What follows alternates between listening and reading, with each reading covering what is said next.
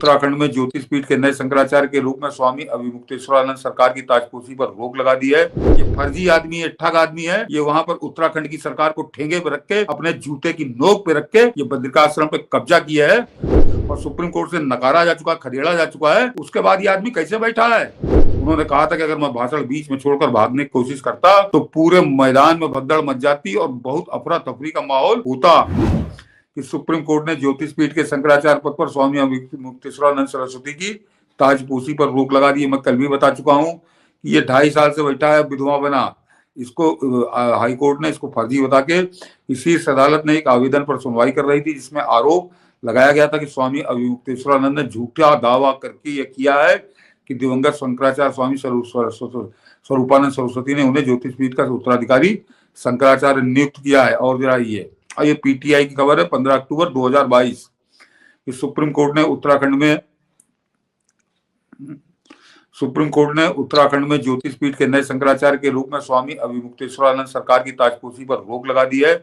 न्यायमूर्ति BR गवई और न्यायमूर्ति BV नागरत्ना की पीठ ने यह आदेश तब पारित किया जब सॉलिसिटर जनरल, जरा गौर करिएगा खबर, कि जब सॉलिसिटर जनरल तुषार मेहता ने पीठ को सूचित किया कि पुरी में गोवर्धन मठ के शंकराचार्य ने एक हलफनामा दायर किया है कि ज्योतिष पीठ के नए शंकराचार्य के रूप में अभिमुक्तेश्वरानंद की नियुक्ति का समर्थन नहीं किया गया है।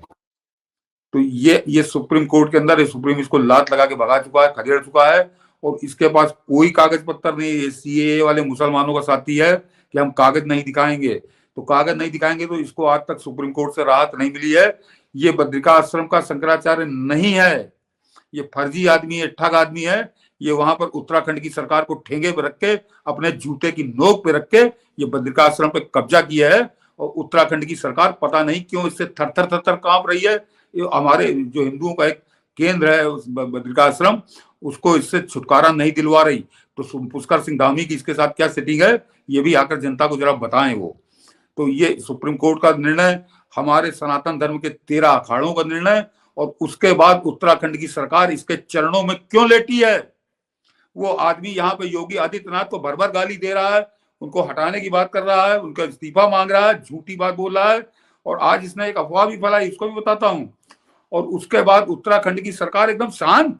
तो कल को कह दोगे धार्मिक मामला नहीं है, ये मामला सीधे सीधे उसका है, दीवानी के मामला, राजस्व का मामला है और सुप्रीम कोर्ट से नकारा जा चुका, खदेड़ा जा चुका है।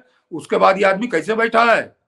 और इसको वो जो बैठा है वो बंबई में मोटा भाई अंबानी, उसको शर्म आएगी? इसको शंकराचार्य के अपने लौंडे की शादी में नचवा रहा था और ये आज ये नाटक कर रहा था कि मुझसे, क्योंकि योगी ने छुपा दिया मुझको मौत।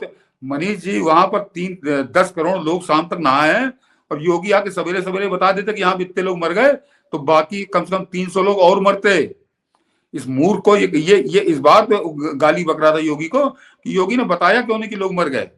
अरे जो योगी ने जब चीजें कंट्रोल में आ गई, सारी चीजें लग गई, तब उन्होंने मृतकों की संख्या बताई है। और ये कोई पहली बार नहीं हुआ है। याद करिए जब प्रधानमंत्री मोदी पटना के गांधी मैदान में रैली कर रहे थे, 7 आदमी मर गए थे उस रैली के मैदान में बम विस्फोट से, लेकिन प्रधानमंत्री मोदी अपना भाषण पूरा करके हटे थे और उसका कारण उन्होंने बाद में बताया था। उन्होंने कहा था कि अगर मैं भाषण बीच में छोड़कर भागने की कोशिश करता तो पूरे मैदान में भगदड़ मच जाती और बहुत अफरा तफरी का माहौल होता। क्योंकि प्रधानमंत्री मोदी मंच पे खड़े अपना भाषण देते रहे थे, इसकी वजह से जनता का विश्वास बना रहा कि ऐसी कोई खतरनाक बात नहीं है और तब तक पुलिस ने अपनी व्यवस्था कर दी थी। तो इस तरह के मौकों पर ऐसा ही किया जाता। और एक और बहुत इंटरनेशनल चीज बता देता हूं कि ये मूर्ख, ये कांग्रेसी धूर्त, ये कांग्रेसी दलाल, इसकी समझ में आएगा। मनीष जी, जिस समय वो 26/11 का हमला हुआ था अमेरिका में और जब वो ट्विन टावर दोनों गिरा दिए थे आतंकवादियों ने, तो उसका वीडियो बड़ा प्रचलित हुआ था। देखिए, मुझको अचानक याद आई तो मैं जिक्र कर रहा हूँ, दर्शकों ने देखा होगा कि उस समय जॉर्ज बुश उस समय बच्चों के एक स्कूल में बच्चों से वो बात कर रहे थे और वो बाकायदे वीडियो है कि वो उनका सेक्रेटरी अंदर घुसता है और आकर बुश के कान में कुछ कहता है। बुश उसको सुनते हैं, गंभीर होते हैं, लेकिन उससे फिर कहते हैं तुम बाहर जाओ और फिर वो बच्चों से बात करने लगते हैं। 4 मिनट बाद वो कुछ मिनट बाद वो फिर वो अंदर आता है, सेक्रेटरी फिर कुछ कहता है, यानी वो बताता है कि दूसरा टावर भी गिर गया और बुश उसके बाद भी बिल्कुल नॉर्मल बने रहते हैं, कहते तुम बाहर जाओ और उन बच्चों से बात करते रहते हैं, 10 मिनट बात करने के बाद वो बाहर निकलते हैं। तो वो क्या, वो ऐसा थोड़ी कि बुश को कोई दर्द नहीं हो रहा था, या बुश कोई पागल आदमी था। बुश ये अच्छे से जान रहा था कि अगर मैंने पैनिक किया तो पूरा अमेरिका पैनिक हो जाएगा। तो वो एक उस बात की बुश की पूरे दुनिया ने तारीफ की थी कि ये पेशेंस उस समय दिखा। वो तो जो होना था वो हो चुका, उसको बदला वापस नहीं ला सकते, लेकिन आगे इससे कोई बड़ा पैनिक क्रिएट हो तो उसको कैसे रोका जाए, इसको बुश ने एक दुनिया को दिखाया था कि ऐसे मौके पर कैसे संयम रखना चाहिए। और कल वही संयम कल हमारे मुख्यमंत्री योगी आदित्यनाथ ने दिखाया। वो भी आके सवेरे 6 बजे छाती पीटने लगते कि हाय मैं क्या करूं, तो इतने आदमी मर गए, कैसे होगा, क्या होगा। तो होता तो कुछ नहीं, लेकिन कई 100 आदमी और मर जाते, कई हजार आदमी मर जाते। और ये बैठा कांग्रेसी दलाल ये यही मना रहा था कि कैसे यहाँ पे ज्यादा लोग मरे। तो ये गिद्ध की तरह मंडरा रहा था। और इसका जो कुकर मुसरत समझिए नहीं, उसे मैं कि जोड़ दो, आगे आप बताइएगा कि ट्विन टावर्स जो अटैक हुआ उसके बाद की कोई तस्वीर नहीं है दुनिया के पास। सोचिए उस समय उसके पास तमाम सुविधाएं रही होंगी। यदि वो उसकी रिकॉर्डिंग हो रही है कि ट्विन टावर्स को गिराया जा रहा है, तो ये भी होगा कि मलबा जब गिरा तो कितने लोग मरे, क्या कुछ हुआ। कहीं कोई रिकॉर्ड नहीं आया, कहीं कोई रिकॉर्ड नहीं आया। और आज ये इस मैं चीज पे नाच रहे हैं। और इतना ही नहीं सर, आज मैं देख रहा हूं सो कॉल राष्ट्रपति भी नैतिक होकर के, नहीं ये तो योगी को झूठ नहीं बोलना चाहिए, आंकड़े छुपाए जा रहे हैं तो सच बताया जाना चाहिए था, देर नहीं करना चाहिए था।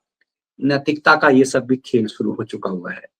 और हम लोग को कुछ कॉपीराइट की वजह से दिखा नहीं रहे। मैंने डाला है वीडियो, चाहे आप मेरे फेसबुक पे जाके देख लीजिएगा, चाहे ट्विटर पे देख लीजिएगा, इसलिए उसको हम लोग दिखा नहीं रहे हैं। अब वो कॉपीराइट को भी, ये मामला ऐसा है कि खैराती पीछे पड़ जाएंगे तो कोई उसका फायदा नहीं। लेकिन जरा इसके कुकर में गिना दूं कि आज ये एक और नया सिगूफा लेकर आया, और इस पर तो योगी आदित्यनाथ को इसके खिलाफ FIR करके इसको बंद करना चाहिए। अब तो अखाड़ों ने भी कह दिया, सुप्रीम कोर्ट 2.5 साल पहले कह चुका कि ये कोई कांग्रेसी अंग्रेज का शंकराचार्य नहीं है कि ये कह रहा कि 58 आदमी मर गए थे, और सवेरे 5800 पड़े थे। और ये केजरीवाल वाले उसमें चला मनी जी, जैसे केजरीवाल कहता ना कि मुझको फलाना मिला था तो उसने बताया मुझको, तो कल ऐसे एक पत्रकार आया था, उसने मुझसे बताया कि वहां 5800 पड़े हुए। कौन पत्रकार बता रहा था?